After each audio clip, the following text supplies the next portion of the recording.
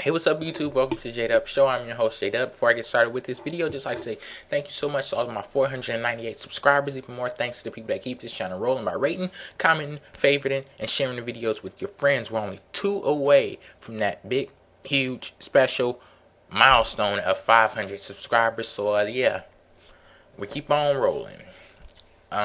This video is going to be about a special date in pro wrestling history. March 23rd, which just happens to be the date of today. Exactly 8 years ago, March 23rd, 2001, the chairman of WWE, and I'm just going to say right now, WWE, WWF, same thing, potato, so I'm going to say WWE,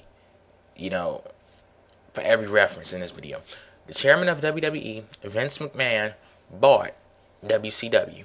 With that purchase, WWE basically had a monopoly on the sport of pro wrestling in all of the North American continent.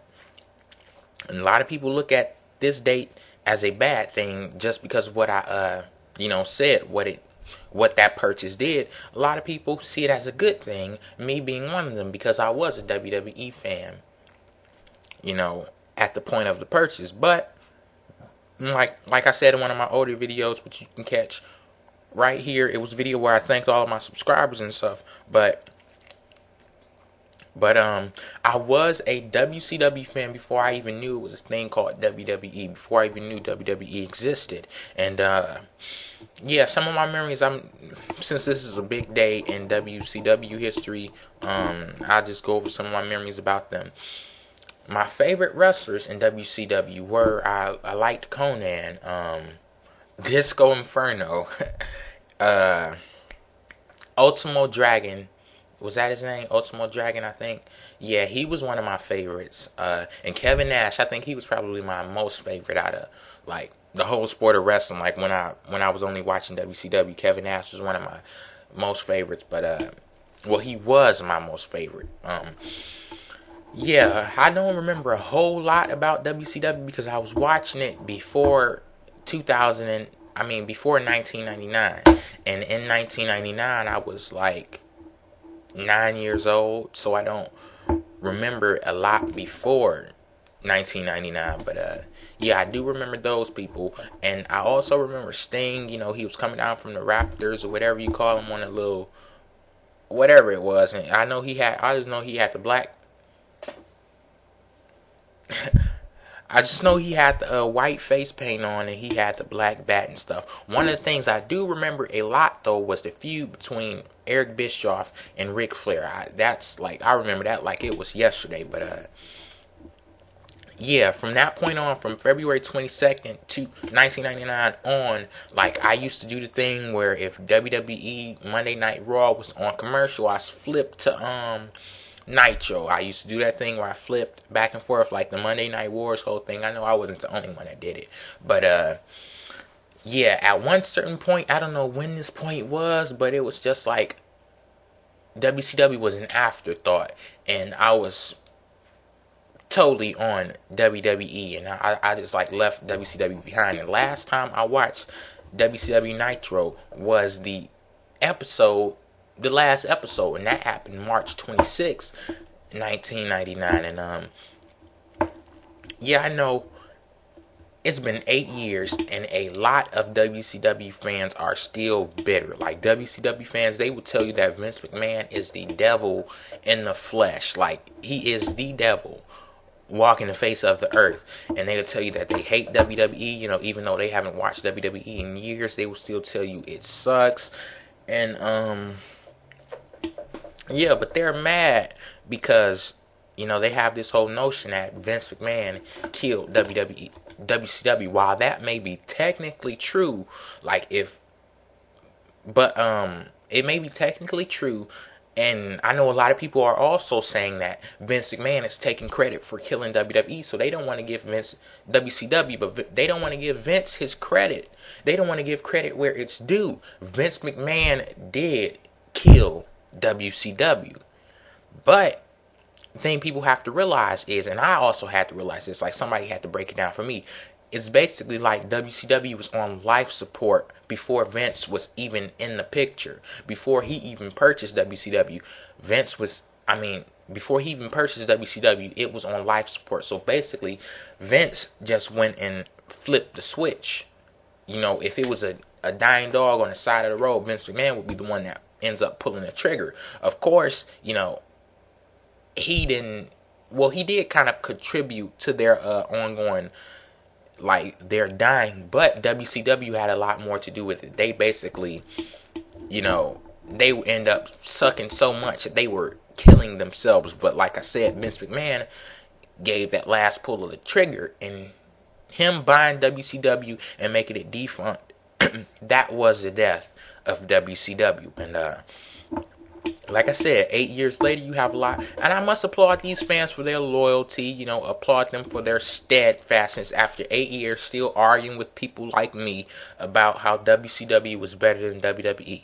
My whole argument with that, I don't even have to get into an argument, because it's like, why get into an argument if WCW was so much better than WWE? Why is WWE still around? You see that? WWE, that's her symbol right there, and it says champ. Champ is here. WWE is still around. WCW is not. That's basically self-explanatory. But yeah, like people know how much I dislike Jeff Jarrett, and you've heard me probably call him dumb, call him stupid, say he doesn't know what he's doing with running TNA. But I bet, you know, he's thinking in the back of his head, you know, oh, J-Dub, he says I don't know what I'm doing. But guess what? Yeah, I signed Sting so I could capitalize off of all of those bitter WCW fans that won't look at WWE for nothing at all. I mean, if you told them, you know, oh, watch WWE and we'll give you $1 million, they still won't probably watch WWE. So yeah, Jeff Jarrett is capitalizing off of those fans by signing Sting and having him as TNA champion. But you know, that might get your ratings up. But what kind of good is that doing for your company when, you know, okay, people are gonna tune in when it's free, but when it comes around time to pay, they're not going to give a damn about your company because they really don't like your company. They're just tuning in to see Sting, see some remnants of their old hero from WCW. So that's not doing a good thing for your company, especially when you have the so-called best wrestler in the world and he keeps losing to this 50-year-old man. Oh yeah, happy belated birthday, Sting. You know, 50 years old, still going, not going strong, but he's still going. Yeah, anyway. Like I said, I must applaud the WCW fans for their steadfastness, their loyalty to WCW, even though it's dead, long gone, and I don't think it's coming back. But yeah, they might be, you know, slipping into a deep depression with these coming days. And you know, 3 days from now, we're gonna have the anniversary of the last 8-year anniversary of the last ever episode of WCW Nitro, and yeah, you know, so I just lost my train of thought totally. But yeah, looking back on that date of WWE buying WCW, and Vince totally making it defunct, I thought it was one of the best days ever when I saw Vince McMahon on Nitro, and I saw Shane McMahon on Nitro. And I know a lot of people talk about the Invasion storyline like it was the best thing ever then, but I know a lot of people, when they had years to look at it, they start criticizing and everything. One thing you have to remember, that's like basically WWE struck while the iron was hot. They struck while WCW was still, you know, ingrained in people's mind. You know, they couldn't have waited, you know, thinking, okay, we're gonna get the best storyline ever, but we have to wait a couple of months to roll it out. They couldn't have done that. They had to strike while the iron was hot. That's why they went, you know, straight into the whole Invasion storyline. I know a lot of people said it could have been better than what it was. You know, I still thought it was good, looking back on it, and it was probably one of the best. Like, because in my whole time of watching wrestling, because it incorporated the whole company basically into this thing. And yeah, what was I saying before that? I don't know. Yeah, I'm gonna end this video right now. Make sure you watch my Raw review later on today, and yeah, that's when, before I even start the review, when on that video, I'm gonna announce all of the winners of the co-host positions on our radio show. So our internet radio show. So yeah, that's why I'll end this video, and rest in peace, WCW. Peace out.